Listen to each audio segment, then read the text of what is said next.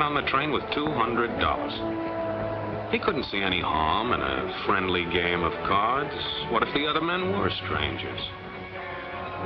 And take Joe Collins.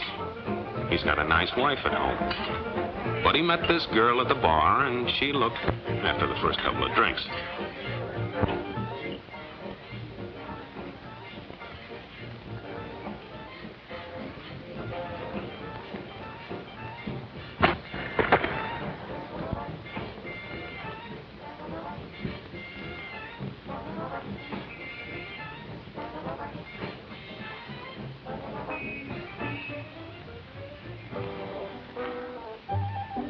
There's a good old-fashioned word for people like us. We call them suckers. And there are other people. People who stay up nights figuring out how to take away what they've got. There are all kinds of games. Mike here, for instance. He's got everything. He's young, he's healthy, got a job. And he's got plenty of food. Big factories to make things a man can use. Big cities to do the business of a big company. And people. Lots of people. Enough to work the farm and build the factories, dig the mines, run the business. All kinds of people. People from different countries with different religions, different colored skins. Free people. They can live together and work together and build America together because they're free. Free to vote, to say what they please, go to their own churches, to pick their own jobs. Yeah, Mike's got something, all right. He's got America. But there are guys who stay up nights figuring out how to take that away from him. I happen to know the facts. Now, friends, I'm just an average American. But I'm an American. And some of the things I see in this country of ours make my blood boil. I see people with foreign national money. I see Negroes holding jobs that belong to me and you. Now, I ask you, if we allow this thing to go on, what's going to become of us real Americans? I've heard this kind of talk before, but I never expected to hear it in America. This fellow seems to know what he's talking about. What are we real Americans going to do about it? You'll find it right here in this little pamphlet. The truth about Negroes and foreigners. The truth about the Catholic Church. Do you believe in that kind of talk? I don't know, makes pretty good sense to me. And I tell you, friends, we'll never be able to call this country our own until it's a country without. Without what? Yeah, without what? Without Negroes. Without alien foreigners. Without Catholics. Without Freemasons. You know these people. What's wrong with the Masons? I'm a Mason. Hey, that fellow's talking about me. And that makes a difference, doesn't it? These are your enemies. These are the people who are trying to take over our country. Now you know them. You know what they stand for. And it's up to you and me to fight them. Fight them and destroy them before they destroy us. Thank you.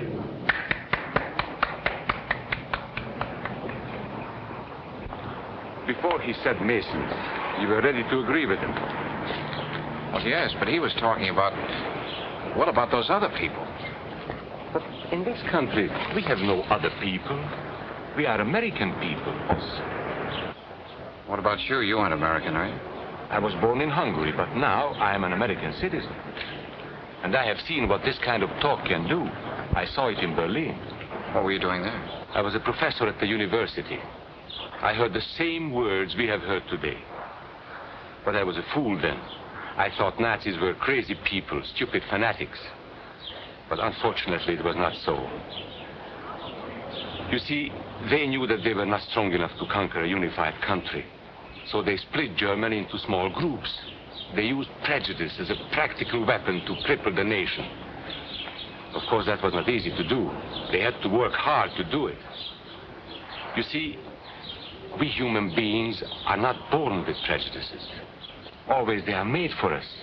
Made by someone who wants something. Remember that when you hear this kind of talk. Somebody's going to get something out of it. And it isn't going to be you. This is not classroom theory. I saw it happen. I saw it first in Berlin in 1932. 5 young men that I knew were standing in the crowd listening to the Nazi speaker. Eric was a Catholic. Anton, a student of mine, was a Jew. Heinrich owned a small hardware store. Karl was a farmer. And Hans was an unemployed metal worker. To all Aryan Germans, I say it is time you inherited the nation which rightfully belongs to you. To you alone belongs the glorious destiny of the greater Germany. The Nazi Party will provide land for the farmer, work for the worker, and profits for the small businessman. Who is getting these things now? The Jew. The Jew who has stolen our nation and our birthright. Who makes all the money and takes all our jobs? The Jew! He must be shunned. He must be ostracized. He must be eliminated. And the Catholics. We don't want our great nation run by a foreign church. We Germans will know what to do with these people when the time comes. They and their faith must be destroyed. Then there are the Freemasons. In Germany, we have no place for secret societies. There may be only one society, and that is the Nazi Party. There may be no secrecy about that in the new Greater Germany. One by one, he attacked each minority and he split them off one from the other. These men were all fellow Germans when they came here today. Now they were split into rival groups, suspicious of each other, hating each other. They were being swindled, all of them. But the man who was really being fooled was Hans. He was pure German, according to Nazi standards. To him they promised everything, and he fell for it. That's how Hans became a Superman. They gave him a uniform and they pumped up his ego. He wasn't just a little fellow out of work anymore. He was a member of the master race. Hans and thousands of others like him, all playing a sucker's game. They gambled with other people's liberty, and of course they lost their own. A nation of suckers. Hitler needed these people. There was lots of work to be done. There were trade unions to be smashed, because unions were organized and might offer resistance. There were many political parties in Germany. These the Nazis destroyed. They were determined to smash every organization where people might band together and resist them.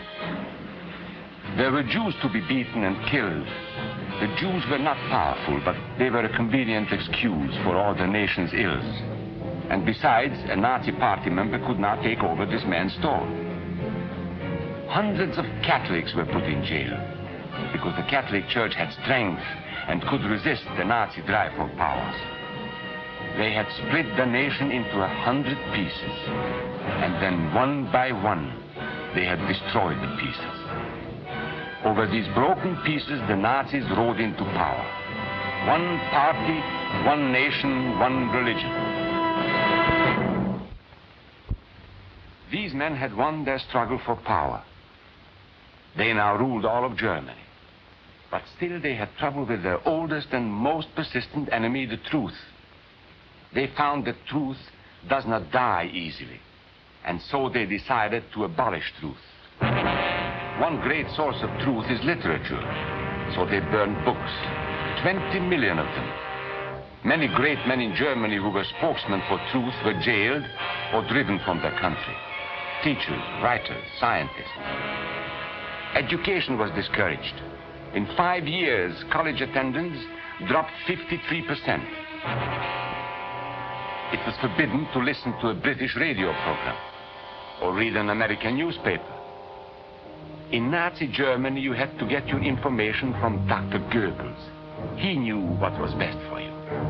The church was one force in Germany still strong enough to proclaim the truth in public. This Catholic priest was arrested the following day on charges of immorality. The Protestant church also continued to try and fight for truth. The Nazis put this man in a concentration camp. There were others who spoke for truth, and I am proud to say that educators were among them. And what, may I ask, is an Aryan? I don't know myself. But let us see what our present so-called authorities have to say about him. They say he is tall,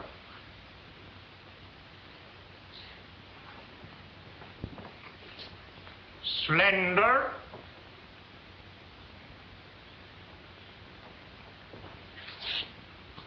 blue-eyed, and blonde. There is no Aryan race. And more important, there is no master race. There are people who may find these ideas convenient, but science cannot support them. There is no scientific proof that there's any correlation between a man's racial characteristics and his native ability or character. In all racial groups, we find the same range of potentialities. We find idiots and geniuses. We find criminals and philanthropists. We must judge each man as an individual and not by the color of his skin or his eyes or by the length of his nose.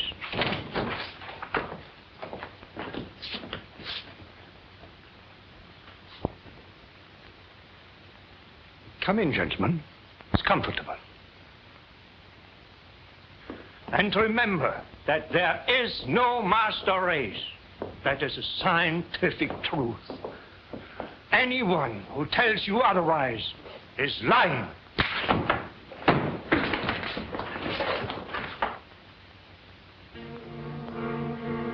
And so for all practical purposes, truth had been abolished in Germany.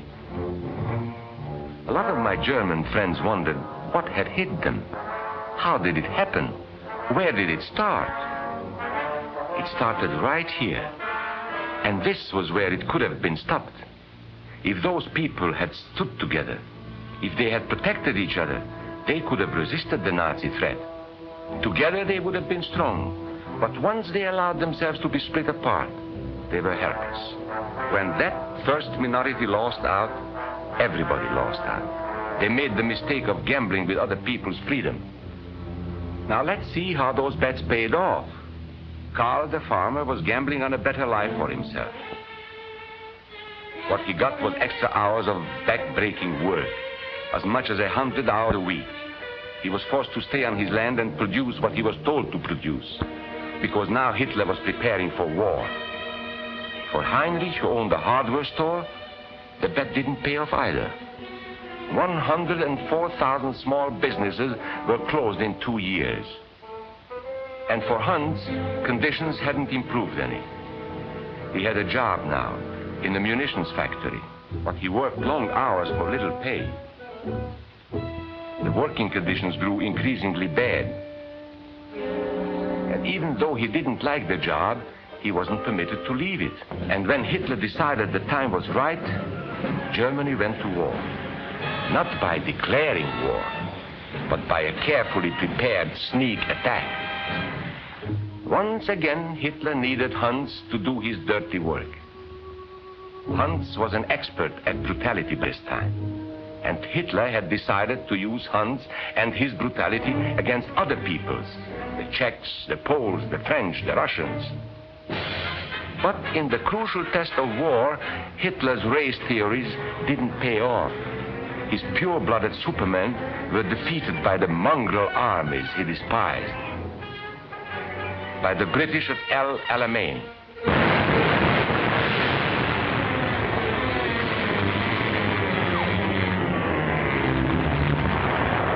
By the Russians at Stalingrad.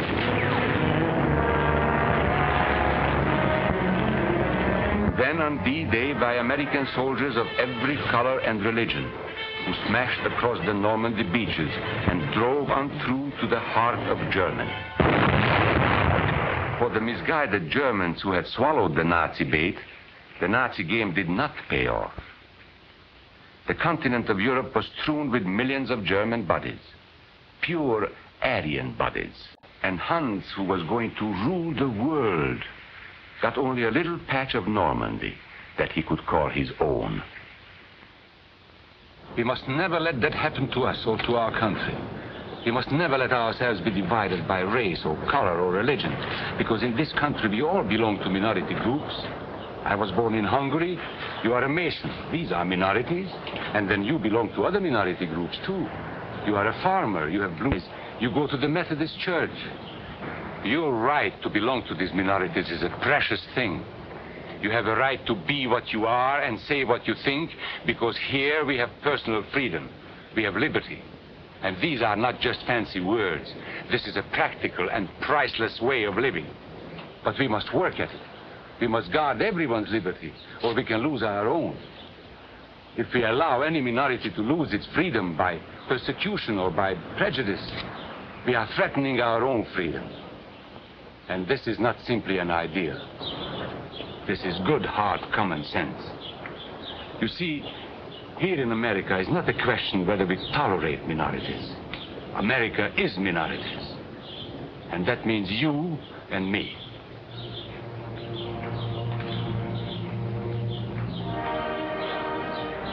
So let's not be suckers. We must not allow the freedom or dignity of any man to be threatened by any act or word. Let's be selfish about it. Let's forget about we and they. Let's think about us.